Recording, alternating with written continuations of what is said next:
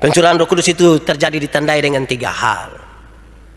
Ada angin kencang, ada lidah api, dan ada kemampuan para murid untuk mengucapkan berbagai bahasa.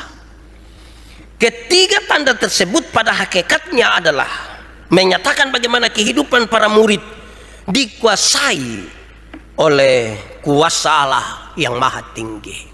3 tanda itu menunjukkan bagaimana murid-murid itu dikuasai oleh kuasa Allah yang maha tinggi pada waktu itu, di peristiwa Pentakosta itu.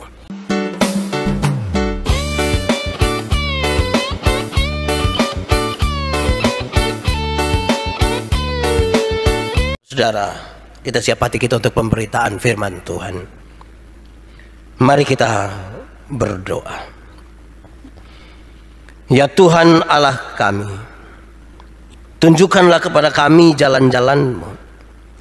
Perdengarkanlah suara-Mu kepada kami supaya kami mendengar dan mengikuti-Mu. Tolonglah kami ya Tuhan, supaya hidup kami seturut dengan kehendak-Mu. Dalam nama Yesus Kristus, firman yang hidup itu kami berdoa. Amin. Bapak Ibu saudara-saudara yang dikasihi dalam Tuhan Yesus, untuk Minggu Pentakosta ini, pembacaan terambil dari Kisah Para Rasul pasal 2 ayat 1 sampai ayat yang ke-13. Kisah Para Rasul pasal 2 ayat 1 sampai ayat yang ke-13. Pentakosta. Ketika tiba hari Pentakosta, semua orang percaya berkumpul di satu tempat. Tiba-tiba turunlah dari langit suatu bunyi seperti tiupan angin keras yang memenuhi seluruh rumah di mana mereka duduk. Dan tampaklah kepada mereka lidah-lidah seperti nyala api yang bertebaran dan hinggap pada mereka masing-masing. Maka penuhlah mereka dengan Roh Kudus. Lalu mereka mulai berkata-kata dalam bahasa-bahasa lain seperti yang diberikan oleh Roh itu kepada mereka untuk mengatakannya. Waktu itu di Yerusalem diam orang-orang Yahudi yang saleh dari segala bangsa di bawah kolong langit. Ketika turun bunyi itu, berkerumunlah orang banyak. Mereka bingung karena mereka masing-masing mendengar rasul-rasul itu berkata-kata dalam bahasa mereka sendiri. Mereka semua tercengang-cengang dan heran, lalu berkata, bukankah mereka semua yang berkata-kata itu orang Galilea?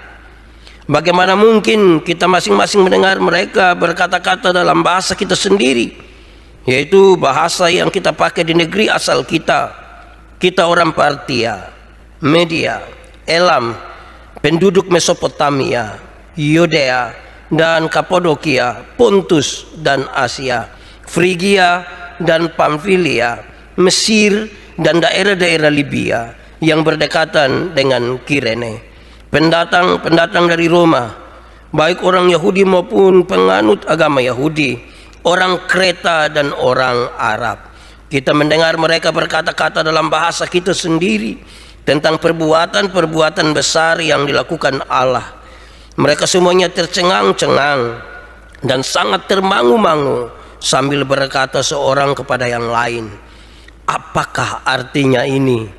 Tetapi orang lain menyindir, mereka sedang mabuk oleh anggur manis. Demikian firman Tuhan. Berbahagialah setiap orang yang mendengar firman dan memelihara di dalam hidupnya. Haleluya.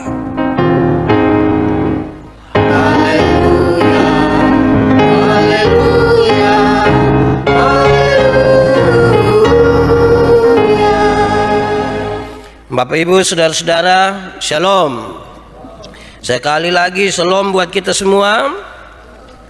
Terima kasih banyak. Saya berharap hari ini sebagaimana kita merayakan pencurahan Roh Kudus, kita semua juga dalam keadaan yang sangat bersukacita di bawah semua kecemasan-kecemasan kita oleh karena pandemi corona ini. Memulai khotbah Pentakosta ini, saudara-saudara, saya ingin bertanya kepada saudara-saudara, menurut saudara-saudara Roh Kudus itu apa? Sekali lagi, menurut saudara-saudara Roh Kudus itu apa? Masing-masing boleh memberikan jawaban. Kalau ada saudara di samping kiri kanan mungkin bisa mendengar jawaban itu. Saya membayangkan saudara akan memberikan jawaban yang baik kalau saudara orang percaya. Tapi seringkali saudara-saudara kita melupakan satu hal yang sebegitu penting. Kalau saya ditanya, menurut saudara, menurut Pak Pendeta, Roh Kudus itu apa? Jawaban saya singkat. Roh Kudus itu Tuhan. Sekali lagi, Roh Kudus itu Tuhan. Kenapa hal ini saya tegaskan di paling awal, saudara? Beberapa orang saya bertanya, menurut saudara Roh Kudus itu apa? Penghibur. Ya betul. Kalau penghibur, bagaimana ketika saudara dalam keadaan baik-baik saja dan tidak butuh hiburan? Ada kemungkinan saudara tidak butuh penghibur. Pekerjaan penghibur itu dilakukan oleh Roh Kudus. Tetapi Roh Kudus itu adalah Tuhan. Taruh baik-baik dalam hatimu, saudara-saudara, bahwa Roh Kudus itu Tuhan. Nah, saudara-saudara, pembacaan ini menolong kita untuk memahami hal-hal yang luar biasa. Tema yang disampaikan oleh Majelis Sinode dalam kesempatan perayaan Pentakosta ini adalah pencurahan Roh Kudus membuat bahasa-bahasa menjadi dimengerti.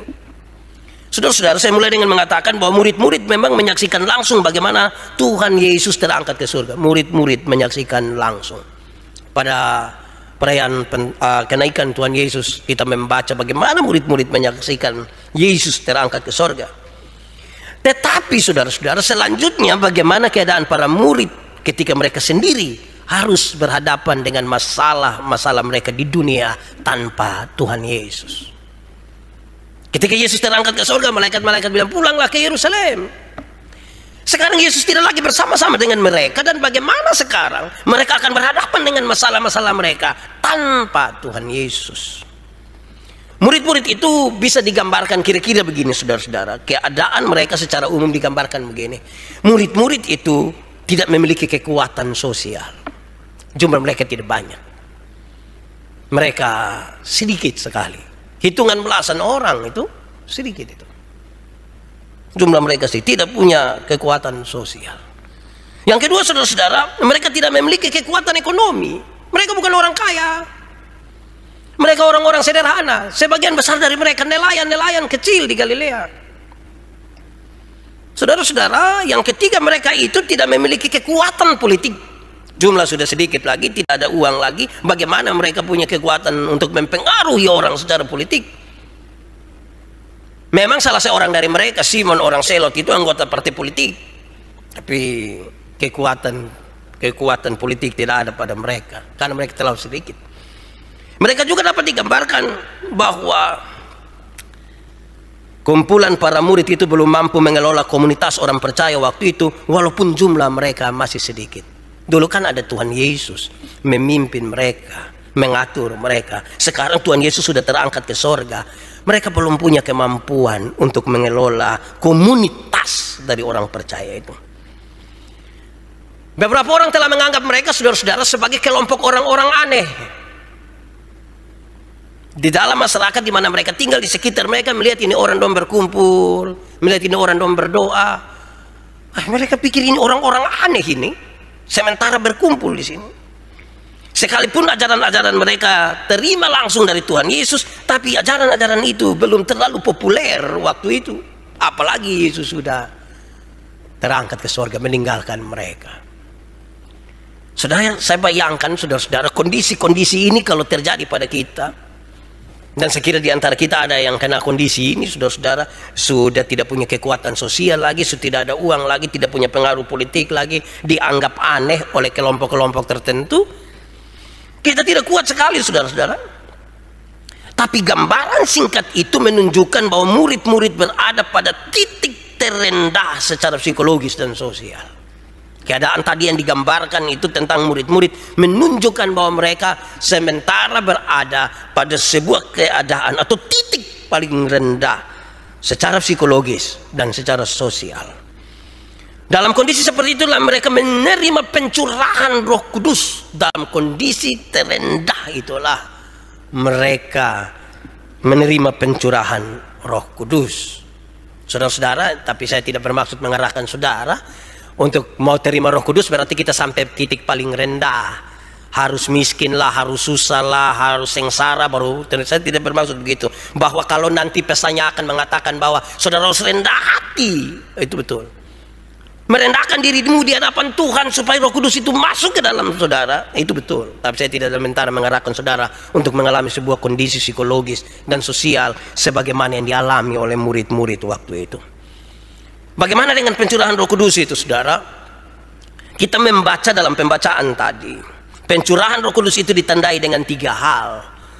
Pertama, saudara-saudara, pencurahan Roh Kudus itu terjadi ada angin kencang, yang kedua ada lidah api, dan yang ketiga ada kemampuan dari para murid untuk mengucapkan berbagai-bagai bahasa. Sekali lagi, pencurahan Roh Kudus itu terjadi ditandai dengan 3 hal. Ada angin kencang, ada lidah api, dan ada kemampuan para murid untuk mengucapkan berbagai bahasa. Ketiga tanda tersebut pada hakikatnya adalah menyatakan bagaimana kehidupan para murid dikuasai oleh kuasa Allah yang maha tinggi.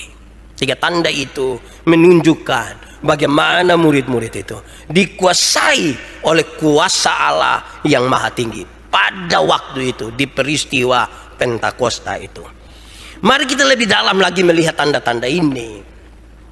2 tanda, yaitu angin kencang dan lidah api. Tanda pertama dan kedua, angin kencang dan lidah api, adalah tanda yang Tuhan pakai melalui tanda alam. Tanda alam yang Tuhan pakai. Ada angin kencang, itu kan peristiwa alam toh. Api yang datang begitu, ini peristiwa alam. Saya kira tidak ada orang yang bisa buat angin kencang. Siapa yang berani tiup kok satu dunia terguncang kan, dia pun tiupan kan, tidak ada. Kompresor besar juga tidak bisa. Ini peristiwa alam. Api juga demikian. Dalam peristiwa Pentakosta, saudara-saudara, dua peristiwa alam itu Tuhan pakai. Sementara saudara-saudara, yang ketiga, kemampuan untuk mengucapkan berbagai bahasa adalah tanda yang Tuhan pakai melalui manusia. Dari 2 tanda yang pertama itu Tuhan pakai tanda alam, tapi tanda yang ketiga, kemampuan berbahasa itu Tuhan pakai melalui manusia. Dalam peristiwa Pentakosta, saudara-saudara, para rasul berbicara dalam bahasa lain yang tidak mereka pahami sebelumnya. Tidak pernah mereka pahami sebelumnya. Sementara orang-orang yang menggunakan bahasa-bahasa itu menjadi tercengang mendengarnya. Mereka melihat tercengang betul bagaimana murid-murid ini kemudian bisa berbicara dalam bahasa-bahasa mereka. Orang-orang banyak yang ada di situ merasa heran. Tetapi saudara, ada kelompok lain. Mereka juga mendengar apa yang dikatakan oleh para rasul, namun mereka punya reaksi yang lain dan berbeda. Saudara-saudara, mereka tidak heran. Kalau kelompok yang pertama merasa heran, tercengang, kelompok yang kedua ini tidak heran, mereka tidak tercengang. Mereka justru menyindir murid-murid. Malah mereka berkata bahwa jangan-jangan murid-murid ini sementara mabuk anggur. Jangan-jangan murid-murid ini sementara mabuk anggur. Para rasul sementara berbicara tentang Tuhan Allah dan kebenarannya pada peristiwa Pentakosta itu, tetapi yang mendengar dapat dibagi dalam 2 kelompok berdasarkan reaksi mereka. Nanti sebentar saudara bisa timbang-timbang saudara ada di bagian mana dari 2 orang yang mengikuti peristiwa itu. Kelompok yang pertama, saudara-saudara, adalah kelompok orang-orang yang mendengar, mengerti, heran, dan percaya. Sekali lagi, kelompok yang pertama dalam peristiwa Pentakosta itu, selain para murid, berdasarkan reaksi mereka, mereka adalah orang-orang yang mendengar, mengerti, heran, dan percaya. Mereka ini kemudian menjadi anggota gereja. Mereka kemudian menjadi warga gereja. Itu kelompok pertama. Kelompok yang kedua, saudara-saudara, adalah orang-orang yang mendengar, mengerti, dan kemudian menyindir. Atau kalau saya mau tambahkan, mereka mendengar, mengerti, tidak percaya, dan kemudian menyindir. Ini kelompok yang kedua. Mereka ini menjauh dari persekutuan. Karena mendengar, mengerti, tapi tidak percaya dan menyindir para murid. Mereka lebih memilih tidak bergabung dengan murid-murid. Mereka memilih untuk hidup di dalam dosa mereka. Jadi saudara-saudara, ternyata dua kelompok itu ada pada waktu peristiwa Pentakosta. Nanti sebentar lebih detail kita akan memeriksa sebenarnya kita ada di kelompok bagian mana ini, saudara-saudara. Karena tema hari ini berbicara tentang bahasa yang dimengerti, saudara-saudara, dan menjadi sebuah pergumulan dalam gereja yang serius. Saya ingin supaya kita memahami beberapa hal, saudara-saudara. Dalam kekuatan Roh Kudus itu, para murid dimampukan untuk mengucapkan berbagai bahasa. Para murid dimampukan untuk mengucapkan berbagai bahasa, tapi dengan catatan-catatan berikut ini. Satu, saudara-saudara, kalau kita sebut bahwa itu mereka sementara berbahasa roh, saya ingin menyatakan begini. Pertama, bahasa roh yang terjadi pada para murid waktu itu di hari Pentakosta itu terjadi pada seseorang bukan karena fasih lidah, bukan karena fasih lidah. Tadi penjelasan awal saya sampaikan kepada kita bahwa murid-murid dimampukan untuk berbicara dalam berbagai bahasa yang tidak mereka tahu sebelumnya, bukan karena fasih lidah. Berkaitan dengan itu, saudara, yang kedua, saudara-saudara, karena itu ini bukan fasih lidah, maka bahasa roh itu tidak bisa diajarkan. Tidak bisa diajarkan. Pembacaan tadi menyampaikan, saudara-saudara, Tuhan kasih kesempatan dalam kuasa Roh Kudus itu. Tuhan kasih kesempatan mereka berbicara dalam bahasa-bahasa lain. Tidak diajarkan sebelumnya, tidak dipahami sebelumnya. Jadi kalau sampai saudara sementara ingin sekali dekat dengan Tuhan, langsung pergi pindah gereja sana sini hanya untuk mencari tahu bagaimana saya bisa berbahasa roh, bagaimana saya diajarkan, saudara-saudara sementara mengalami sebuah masalah yang serius tentang pemahaman saudara tentang bahasa roh. Yang ketiga, saudara-saudara, bahasa roh itu dimengerti. Dalam konteks itu, saudara lihat, bahasa roh itu dimengerti baik secara langsung maupun diterjemahkan supaya dimengerti, dan itu berguna bagi pembangunan jemaat. Sekali lagi tekanannya, saudara, bahasa roh itu dimengerti. Sebab kalau sesuatu yang itu diucapkan tanpa dimengerti, apa faedahnya? Apa pentingnya bagi pembangunan jemaat? Saudara mengucapkan kalimat-kalimat yang tidak dimengerti, apa pentingnya saudara bicara itu di hadapan jemaat? Pembacaan kita hari ini, saudara-saudara, menyatakan kepada kita bahwa orang-orang yang disebutkan di situ dari berbagai-bagai tempat tercengang-cengang, heran karena mereka mengerti sesuatu yang diucapkan oleh para murid. Saudara-saudara, hal ini saya kira sangat serius bagi kita. Kalau saudara belajar dari surat pertama Korintus pasal 14, mulai dari pasal 12 nanti sampai pasal 14, saudara akan menemukan bahwa kalau saudara hanya berkata-kata, orang di luar sana yang mendengar bilang jangan sampai saudara seperti gong yang gemerincing tanpa arti. Dan beberapa orang jangan sampai mengatakan saudara gila karena mengucapkan hal-hal yang tanpa arti. Yang ada arti saja mereka disindir, apalagi kalau mengucapkan yang tidak ada arti. Yang keempat, saudara-saudara, bahasa roh itu terjadi menurut waktu Tuhan dan bukan menurut waktu manusia. Menurut waktu Tuhan. Murid-murid tidak pernah membayangkan bahwa satu waktu ketika mereka berkumpul di Yerusalem itu, di tempat itu, tiba-tiba Tuhan akan pakai mereka secara luar biasa untuk berbicara dalam berbagai bahasa. Mereka tidak pernah membayangkan. Mereka tidak pernah menjadwalkan malah. Mereka tidak tahu. Mereka hanya sementara menanti-nanti. Dan roh itu memampukan mereka untuk berkata-kata. Bukan menurut waktu mereka, tapi menurut waktu Tuhan. Ini penting, saudara-saudara, dalam pengembangan gereja. Jangan sampai karena saudara pernah Tuhan pakai untuk berbahasa roh, maka setiap kali lihat orang baru saudara bahasa roh. Setiap kali pagi makan pagi saudara bahasa roh. Kalau itu memang pas waktu Tuhan mau pakai, tidak ada masalah. Tapi kalau waktu itu saudara jadwalkan sendiri supaya orang merasa saudara sangat rohani dan dekat dengan Tuhan, nah itu dia punya masalah itu, saudara. Ini harus menjadi catatan yang penting bagi kita semua, supaya kita jangan kemudian sikap kita justru meremehkan dan mengolok-olok bahasa roh itu sendiri. Mari kita lebih lanjut, saudara-saudara. Saya ingin menekankan kepada kita hari ini, saudara, dalam peristiwa Pentakosta ini, bahwa bahasa roh itu adalah salah satu tanda. Bahasa roh itu salah satu tanda, bukan satu-satunya tanda. Saya ulangi, bahasa roh itu salah satu tanda, bukan satu-satunya tanda bahwa seseorang telah dibaptiskan dalam Roh Kudus. Jadi kalau dia bisa bahasa roh, Tuhan izinkan itu terjadi pada dirinya, Itu baru salah satu tanda, bukan satu-satunya tanda. Banyak orang yang tidak memahami, mereka membayangkan, oh gereja kita itu gemit itu tidak ada Roh Kudus, karena ukurannya adalah tanda dari kehadiran Roh Kudus adalah berbahasa roh. Itu masalah, karena berbahasa roh baru salah satu tanda, bukan satu-satunya tanda. Lalu yang paling penting itu apa? Yang paling penting itu saudara adalah buah roh yang semakin nyata di dalam kehidupanmu. Buah roh, sesuatu yang dihasilkan sebagai tanda Roh Kudus tinggal di dalam saudara, dan itu menjadi nyata dalam kehidupanmu tiap-tiap hari. Itu yang lebih penting. Untuk apa saudara? Saudara bisa berkata-kata dalam berbagai-bagai bahasa yang Tuhan izinkan melalui rohnya, tetapi tidak ada buah roh padamu. Yang paling penting itu, jangan mengerucut kepada satu tanda lantas melupakan buah roh sebagai tanda-tanda yang lain.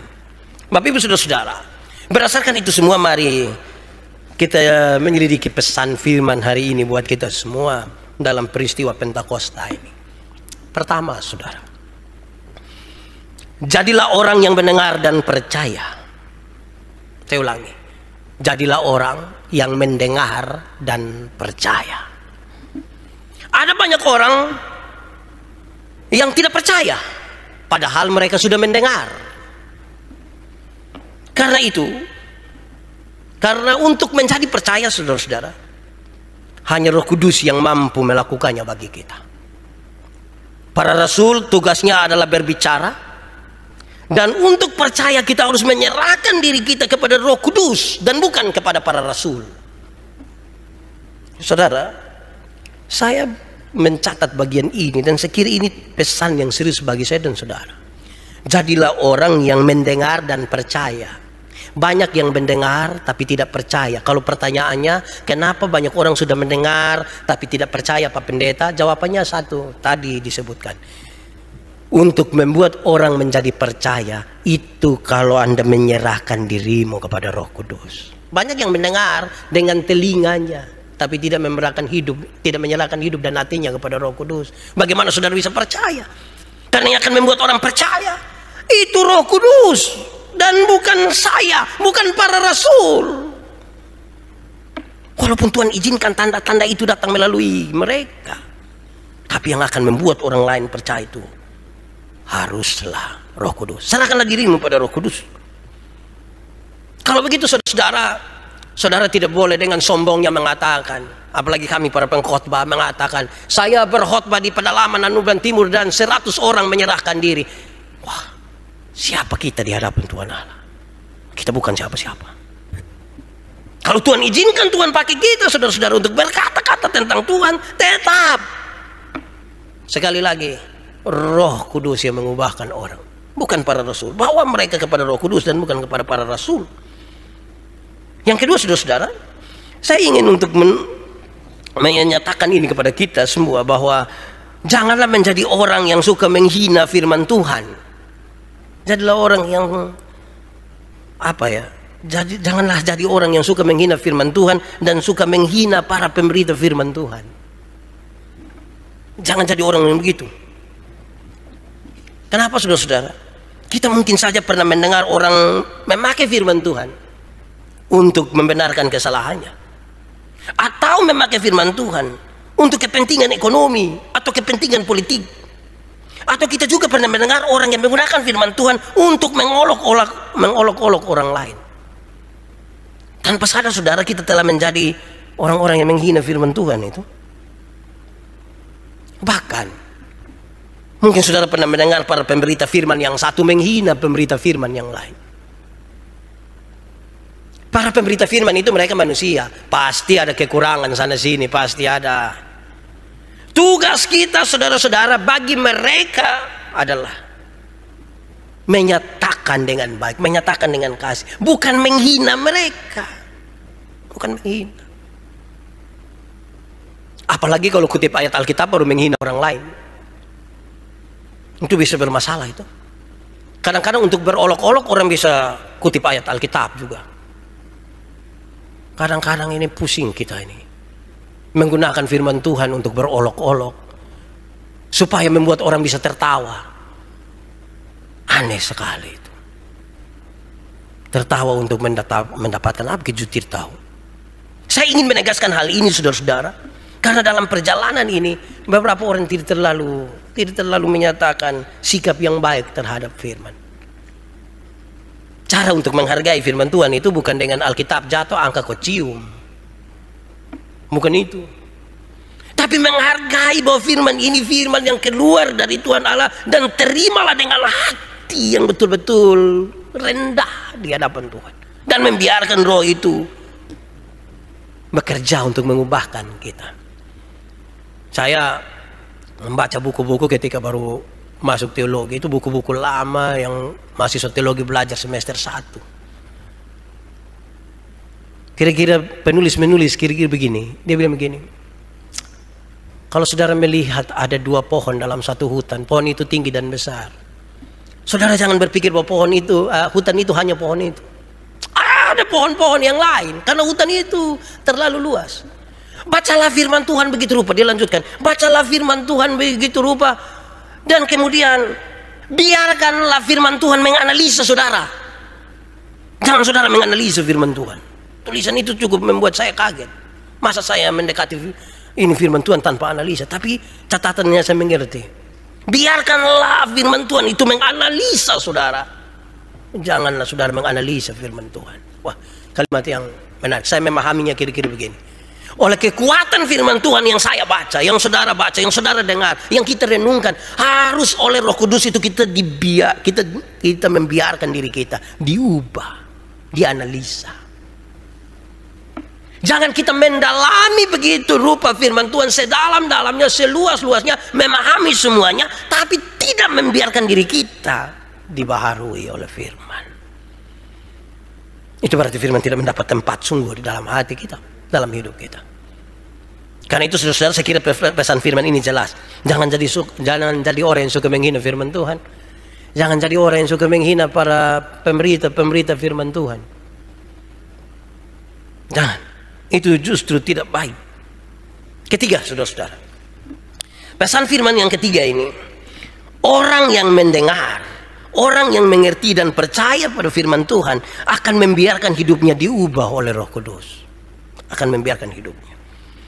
Kebahagiaan terbesar adalah mendengar dan melakukan firman. Oleh firman itu Roh Kudus menolong kita semakin serupa dengan Kristus. Perubahan menuju kepada Kristus itulah yang paling membahagiakan. Dalam gereja, saudara selalu mengikuti ibadah-ibadah gereja kita, dan setiap habis pembacaan firman Tuhan selalu disampaikan begini, demikianlah firman Tuhan. Terus pemberita akan mengatakan, yang berbahagia ialah mereka yang mendengar firman Tuhan dan yang memelihara dalam hidupnya. Itu yang paling berbahagia.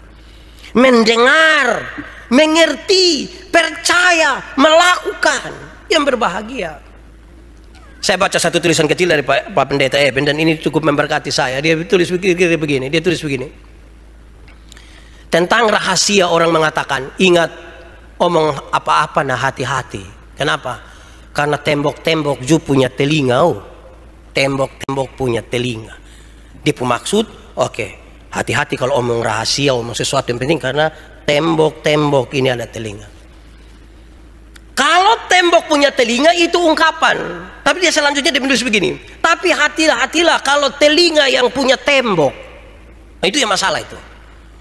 Kalau tembok ada telinga, kita yang hati-hati supaya bawa omong jaga. Tapi kalau telinga yang ada tembok itu kita omong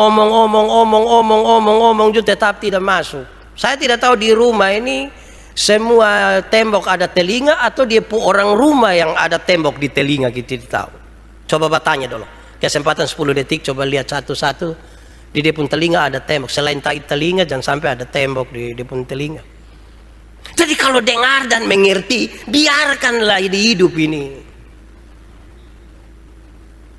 Saudara-saudara, saya baca satu catatan kecil dalam satu buku. Dia dapat protes dari seorang pendeta, dapat protes. Saya kira saudara tahu kisah ini. Seorang pendeta dapat protes dari jemaat. Pak pendeta ini khotbah hanya itu seulang-ulang itu sah. Pendeta ini hanya menjawab, ya Bapak sudah dengar ulang-ulang, mau soalnya berubah-ubah terus. Jadi saya hanya bisa omong itu saja. Ya mungkin saudara punya versi yang lain, tapi saya kira pesannya dapat. Kita mungkin mendengar banyak sekali. Berapa tahun kita menjadi orang Kristen, berapa kali kita jadi orang percaya, saudara. Mendengar firman Tuhan, mengerti sekali, tapi hidup kita tidak berubah. Ini bermasalah, saudara. Saudara melihat dua kelompok orang tadi. Kelompok yang pertama adalah orang yang mendengar, mengerti, percaya kepada Tuhan. Tapi kelompok yang kedua adalah orang-orang yang mendengar, mengerti, tapi menghina. Dengan cara-cara mereka, menyindir mereka. Satu persatu dari orang-orang murid-murid ini disindir. Mereka mungkin mabuk gitu. Firman Tuhan ternyata tidak dengan leluasa masuk ke dalam kehidupan kita. Karena ada tembok-tembok di pendengaran-pendengaran kita, di telinga-telinga kita. Pesan yang terakhir, saudara. Roh Kudus diberikan kepada manusia untuk membangun manusia baru. Banyak penemuan baru telah dibuat oleh manusia dengan berbagai motivasi pembuatannya. Tetapi kadang-kadang penemuan-penemuan baru itu oleh manusia telah merubah manusia menjadi egois, serakah, dan menjauh dari Tuhan. Roh Kudus ini diberikan kepada kita supaya membawa manusia yang sudah menyimpang tadi untuk kembali menjadi ciptaan baru yang dalam dirinya tergambar citra Allah. Coba sudah renungkan, ada berapa banyak kali hal-hal ciptaan manusia itu telah menjauhkan kita dari Tuhan Allah?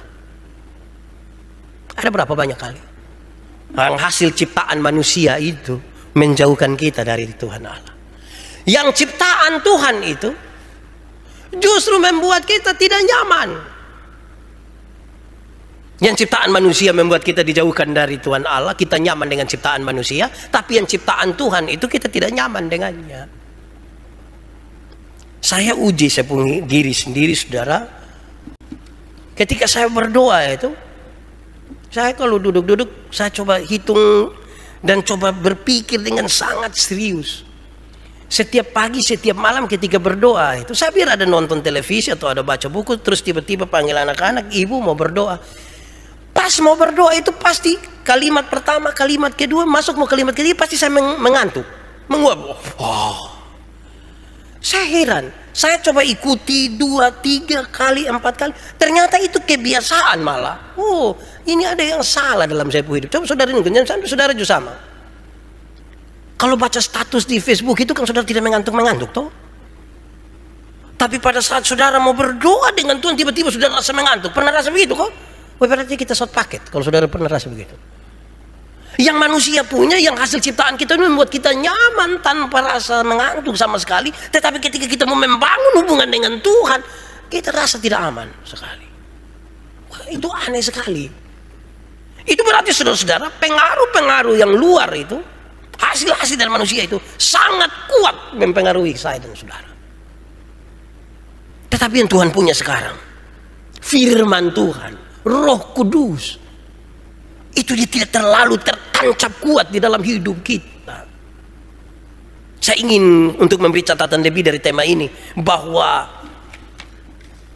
dengan Roh Kudus itu, pencurahan Roh Kudus itu bukan saja membuat kita bahasa-bahasa dimengerti, tapi dipercaya. Dipercaya. Kalau Anda percaya pada kata-kata firman Tuhan itu, saudara berbahagia dan hidup di dalam kasih karunia Tuhan. Saudara dan saya menjadi ciptaan baru yang luar biasa. Bukankah ini yang diidamkan oleh orang-orang yang sungguh percaya kepada Tuhan? Hari Pentakosta, hari yang ke-50 setelah kebangkitan Kristus, Yesus menampakkan diri kepada murid-murid 40 hari, terus dia terangkat ke sorga. Hari yang ke-10 itu, setelah hari yang ke-50 jadi 40 hari, tanpa 10 hari lagi dicurahkanlah Roh Kudus supaya mereka dibekali, karena mereka akan hidup sendiri tanpa Yesus. Pertanyaan saya mengakhiri khotbah ini adalah, pernahkah saudara-saudara merasa kesendirian itu sangat kuat dalam hidup? Saudara merasa tidak berarti sama sekali? Dalam catatan awal tentang para murid, Kekuatan sosial mereka tidak ada. Mereka tidak punya kekuatan ekonomi. Mereka tidak punya kekuatan politik. Mereka dianggap aneh oleh orang-orang lain. Kondisi itu kalau sementara menyerang dan dialami oleh saudara hari ini, saya kira kalimat yang paling penting adalah buka hatimu kepada Roh Kudus. Roh Kudus harus tinggal di dalam hatimu hari ini, di dalam hidupmu. Karena untuk itulah pencurahan Roh Kudus ini dilakukan, supaya mereka yang mengalami titik-titik terendah dalam hidup mereka, titik-titik terendah secara sosial, secara psikologis, disinilah Roh Kudus menolong mereka untuk bangkit dan hidup lagi.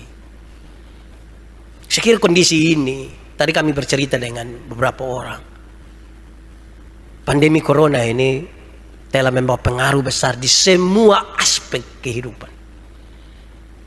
Salah satunya saudara-saudara adalah ekonomi. Ekonomi hancur. Kita kerja ini kan untuk kepentingan apa? Ekonomi. Nah, kerja sekarang orang sudah dirumahkan, sejumlah tempat usaha ditutup dan lain sebagainya. Wah, ini bahaya. Kita sepertinya tidak bisa lagi. Kalau kita harap kepada bantuan mau berapa lama? Berapa lama orang kasih kita beras 5 kilo, beras 10 kilo, mau berapa puluh tahun?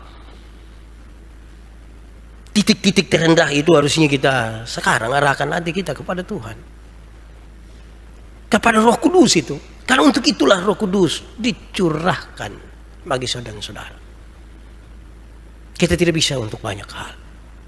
Beberapa orang memainkan kata-kata ini. Misalnya dia bilang, kalau dulu kita dihimbau untuk berkumpul, rapatkan barisan, sekarang mereka suruh kita jaga jarak. Sampai-sampai orang bisa kasih pisah istri dan suami, duduk jam berdekat. Wah, itu bahaya, lama-lama dong pisah rumah. Kalau dulu kita dihimbau untuk beriman kepada Tuhan, sekarang dia bilang beriman saya tidak cukup, harus berimun juga. Jadi iman tambah imun. Nah, jadi ada perubahan-perubahan tertentu dalam hidup ini. Perubahan-perubahan ini harus menolong kita untuk lebih lagi memberikan hidup kita kepada Roh Kudus. Kalau saudara mengalami titik-titik terendah, titik-titik buta di dalam hidup, biarkan Roh Kudus membuka hati dan pikiran, membawa kita kepada Tuhan, dan kita lebih lagi di dalam Tuhan. Tuhan memberkati kita. Mari kita berdoa. Ya Tuhan Allah, terima kasih buat firman-Mu buat kami. Tolong kami supaya lewat kekuatan Roh Kudus-Mu itu, kami dibangkitkan untuk menjadi orang-orang yang setia kepada Tuhan, mendengar, mengerti, percaya, membiarkan hidup kami diubahkan oleh Roh Kudus. Runtuhkanlah tembok-tembok dalam telinga-telinga kami, supaya firman-Mu tidak lalu dan sia-sia. Tapi oleh kekuatan Roh Kudus-Mu, masuklah firman-Mu dalam hidup kami, dan membarui kami tiap-tiap hari. Terpujilah nama Tuhan. Di dalam nama Yesus, firman yang hidup itu.